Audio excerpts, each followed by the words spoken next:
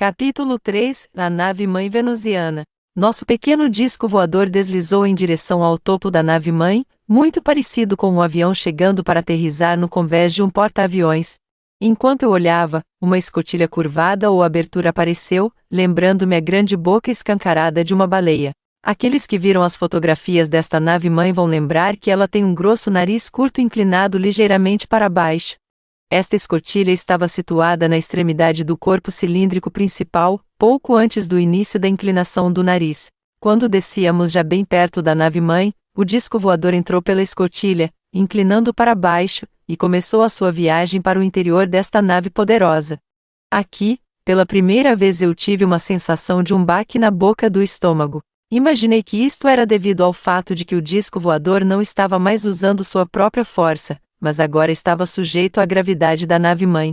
Descemos em um ângulo não muito forte e as bordas do disco deslizando lentamente e suavemente em 2 trilhos, e sua velocidade de descida controlada por fricção e pelo magnetismo nas bordas.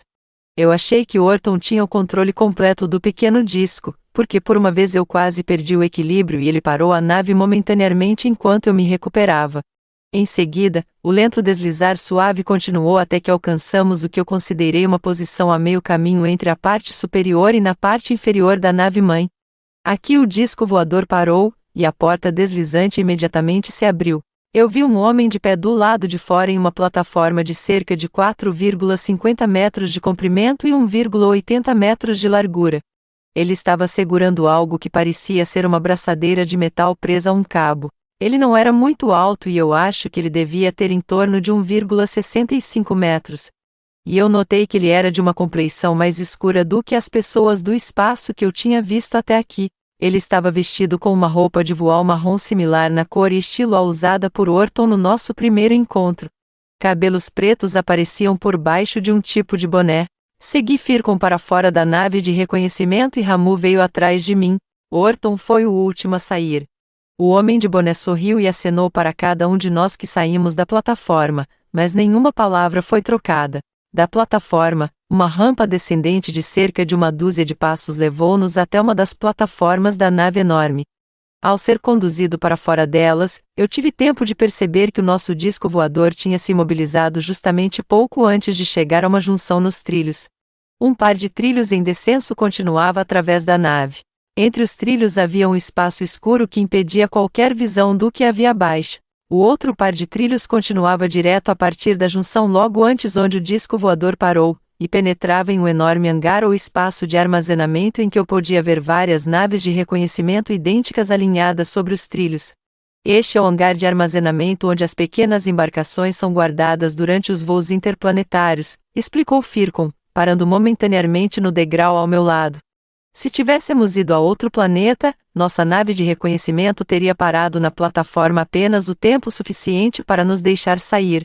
Em seguida, ele teria passado sobre a junção e teria sido colocado em seu devido lugar neste grande hangar. Mas como depois estaríamos retornando à Terra, o nosso pequeno disco voador devia ser recarregado nesta plataforma.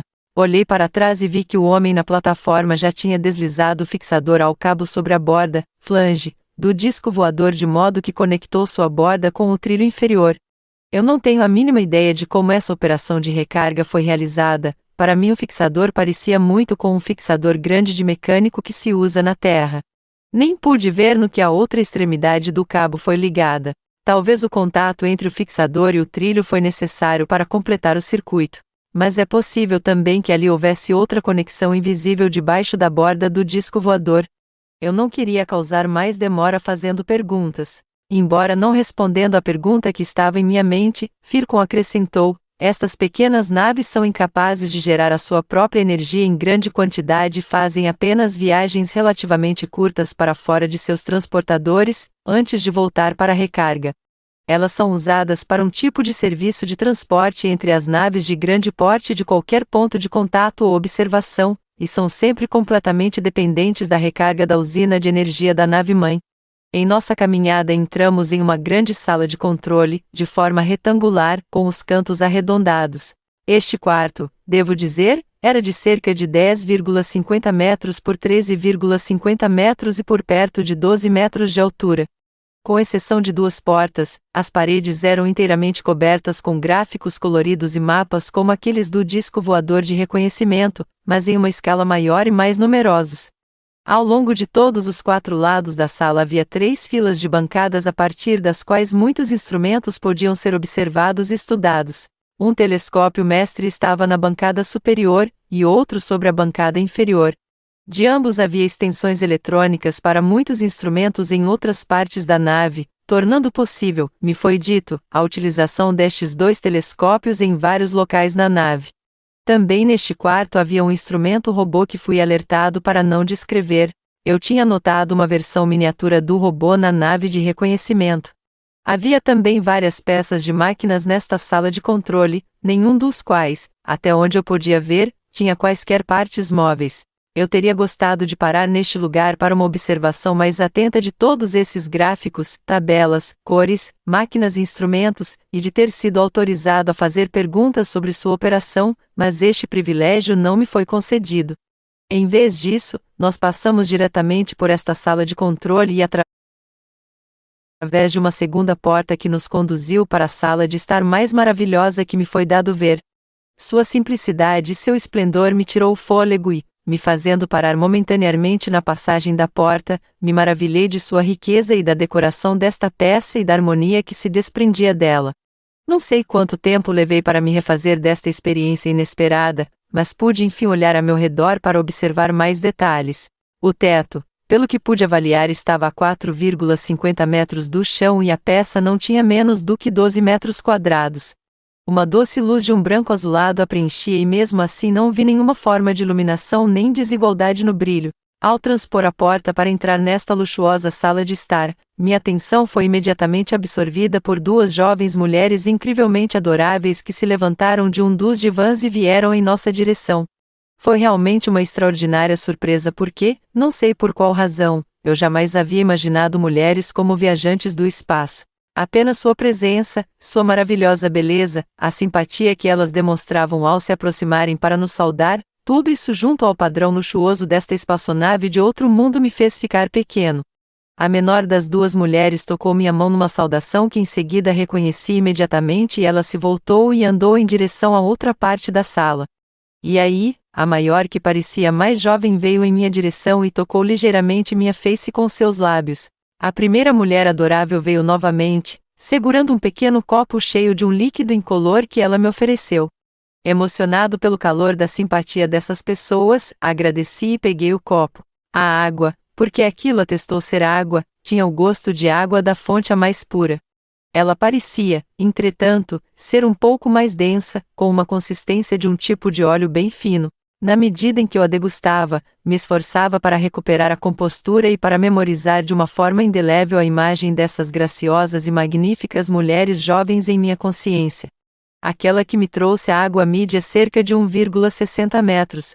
Sua pele era bem clara e seu cabelo dourado pendia em ondas até um pouco abaixo dos ombros em uma bela simetria. Seus olhos também eram mais dourados do que qualquer outra cor e tinham uma expressão que era ao mesmo tempo gentil e alegre. Eu tive a sensação de que ela estava lendo todos os meus pensamentos. Sua pele era quase transparente, sem defeito de qualquer espécie, requintadamente delicada, porém firme e possuidora de um radiante brilho. Suas feições eram finamente cinzeladas, as orelhas pequenas, os dentes brancos. Ela parecia muito jovem. Julguei que ela não poderia ter mais de 20 anos de idade. Suas mãos eram magras, com dedos longos e afilados. Percebi que nem ela nem sua companheira usavam qualquer maquiagem nos seus rostos ou unhas. Os lábios de ambas eram de um vermelho profundo natural. Elas não usavam joias de qualquer tipo. Na verdade, tais adornos teriam servido apenas para diminuir a sua própria beleza natural. As 2 mulheres se vestiam com vestidos drapeados de um tipo de voal leve que iam até os tornozelos. Os 2 vestidos em seu tipo de corte eram ajustados por uma cintura marcante, pelo contraste de cores e na qual pareciam estar tecidas joias. O vestuário da pequena loira era de um puro azul claro, e suas finas sandálias eram de cor dourada. Mais tarde, eu soube que ela era uma cidadã do planeta que conhecemos como Vênus. Kauna é o nome que lhe darei. E o Muti, o meu nome para outra mulher, era mais alta e uma morena de tez calorosa. Ela também usava o cabelo em cascata que caia pouco abaixo dos ombros, e era um belo preto ondulado com destaques de marrom avermelhado. Tinha grandes olhos negros, luminosos, com flechas de marrom. Eles tinham a mesma expressão alegre como os de sua companheira, e eu sentia que ela também podia ler meus pensamentos mais íntimos. Na verdade, esta é uma impressão que eu sentia diante de todas as pessoas que eu encontrei vindas de outros mundos. A cor da roupa dessa adorável morena era de um verde pálido, rico, e as sandálias de uma tonalidade de cobre. E o Mute, como Fircon, eram habitantes do planeta Marte. Eu percebi que, ao tentar descrever estas senhoras de outros mundos, eu estava tentando o impossível. Talvez, com minha descrição inadequada tendo como base, o leitor poderá fazer apelo à própria imaginação para formar uma imagem de beleza e perfeição, e então sei que certamente poderá estar perto da realidade. Quando terminei beber do cálice pequeno de água, fui convidado para me sentar, o que aceitei de bom grado. Na parede exatamente oposta à porta pela qual havíamos entrado estava pendurado um retrato que eu tinha certeza devia representar uma divindade. A emoção que a beleza das duas jovens mulheres tinha despertado em mim foi momentaneamente esquecida quando a radiação maravilhosa que emanava do retrato me envolveu. Ele mostrava a cabeça e os ombros de um ser que poderia ter 18 a 25 anos de idade, cujo rosto era a síntese harmoniosa de uma mistura de masculino e feminino, e cujos olhos davam uma impressão de sabedoria e compaixão indescritível. Eu não sei quanto tempo eu fui cativado por esta beleza. Não houve interrupção até que eu voltei à consciência de meus arredores. Eu não precisei perguntar quem era este ser.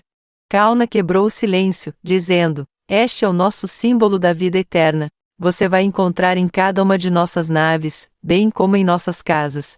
É porque mantemos este símbolo sempre diante de nós que você não vai encontrar nenhuma velhice entre nosso povo." De um lado da sala estava uma longa mesa rodeada de muitas cadeiras.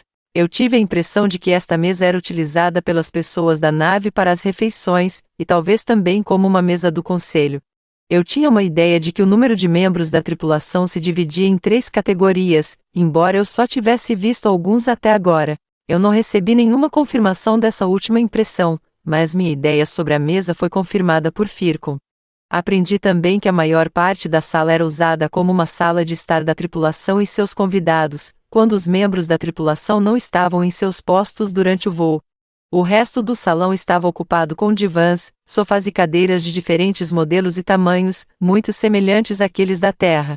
Mas, em todos os casos, estes eram mais baixos e confortáveis que os nossos, e mais graciosos na forma e aparência. Eles estavam recobertos de um material do tipo de pele suave e profundo com um efeito de brocado. As cores variavam e eram extremamente mais agradáveis de olhar e ricas, quentes e suaves. Ao lado das cadeiras estavam mesas baixas com tampo de vidro ou cristal, e estavam ornadas com interessantes decorações centrais. Mas eu não vi nada que se assemelhasse a um cinzeiro. Acho que eu soube instintivamente que essas pessoas não eram viciadas no hábito da nicotina e eu deixei meus cigarros no bolso. Uma vez, no entanto, por pura força do hábito, eu procurei por eles. Observando isso, a pequena senhora de Vênus sorriu e disse: "Você pode fumar se quiser. Eu vou te dar um receptáculo para as suas cinzas. Veja. Somente pessoas da Terra se permitem esse estranho hábito." Eu agradeci e devolvi a carteira a meu bolso sem pegar um cigarro. Para continuar com a minha descrição, todo o chão estava coberto por um tapete único luxuoso que chegava até as paredes. De um castanho médio e perfeitamente liso, com uma textura macia, era delicioso de andar em cima. Quando pediram para eu sentar, encontrei-me em um dos divãs mais longos entre Fircon e Ramu. Em frente, a uma distância confortável de conversação, havia outro divã da mesma forma e tamanho. Nesse momento as duas senhoras se sentaram com Orton entre elas.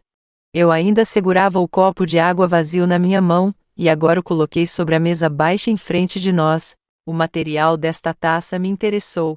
Era claro como cristal, sem nenhum tipo de gravação.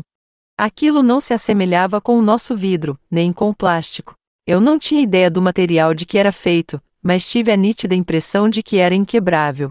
Depois de notar das características mais marcantes do mobiliário, deixei meus olhos vagarem em roda das paredes. À minha direita, eu notei uma magnífica porta, ligeiramente entreaberta, sem maçaneta ou fechadura que eu pudesse ver.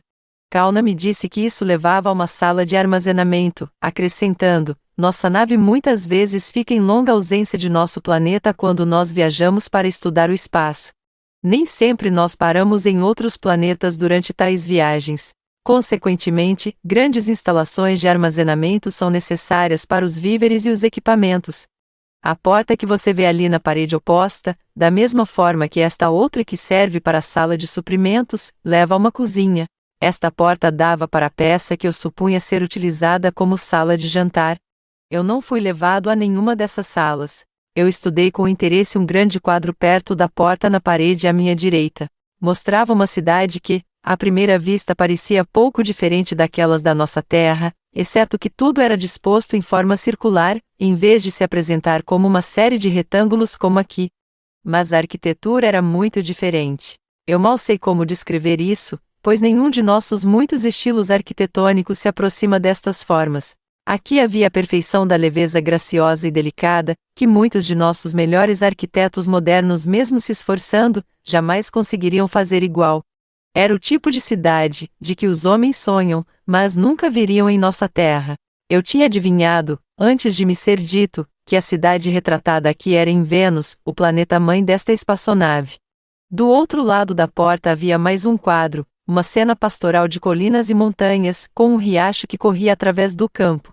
Isso poderia ter passado ainda mais facilmente como uma cena terrestre, exceto que as casas das fazendas não eram encontradas no campo, mas também seguiam um plano circular. Me disseram que este arranjo haviam achado ser mais prático para permitir que esses grupos agrícolas se tornassem pequenas comunidades autossuficientes, contendo todo o necessário para comodidades essenciais para o povo do campo. Em Vênus há verdadeira igualdade em todos os aspectos, incluindo o direito de dispor de todas as comodidades. Assim, as viagens para as cidades não têm outro objetivo que por prazer ou por motivos pessoais. Na parede oposta, por trás da longa mesa, notei um desenho de uma grande nave-mãe, e eu me perguntava se ela representava a que estávamos dentro. Mas, quando esse pensamento passou pela minha cabeça, a mocinha de Vênus corrigiu dizendo: não, a nossa nave é realmente muito pequena em comparação. Aquela lá é mais como uma cidade viajante do que uma nave, uma vez que seu comprimento é de vários quilômetros, enquanto a nossa é de apenas 600 metros. Sei que meus leitores estão susceptíveis a considerar tais dimensões incríveis, e, prontamente admito, que eu mesmo estava despreparado para algo tão fantástico.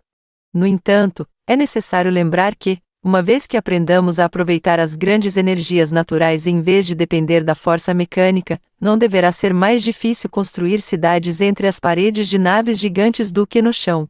Londres e Los Angeles são cidades que se estendem por quase 50 quilômetros de largura que foram construídas por máquinas e pela força do homem, uma realização prodigiosa em si mesma.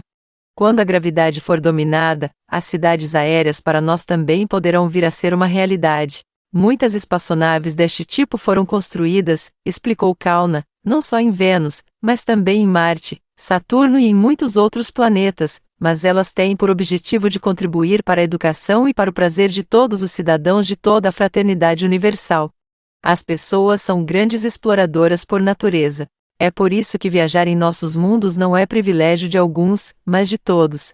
A cada 3 meses a quarta parte dos habitantes de nossos planetas embarcam nessas naves gigantescas e fazem um cruzeiro através do espaço, fazendo escala em outros planetas da mesma forma como vossos navios de linha fazem escala em portos estrangeiros. Desta maneira os povos aprendem a conhecer o universo e são capazes de ver com seus próprios olhos um pouco mais sobre as numerosas moradas da casa do Pai, sobre a qual vossa Bíblia faz alusão. Nos templos de sabedoria, em nossos planetas, temos muitos mecanismos por meio do qual os cidadãos podem também estudar as condições em outros mundos e sistemas, e o próprio espaço. Mas para nós e da mesma forma para vocês, nada consegue tomar o lugar da experiência real. Então, nós construímos frotas de naves gigantescas, como a que você vê aí na foto, as quais também podem ser descritas literalmente como pequenos planetas artificiais. Elas contêm todo o necessário para o bem-estar e o prazer de milhares de pessoas ao longo de um período de 3 meses.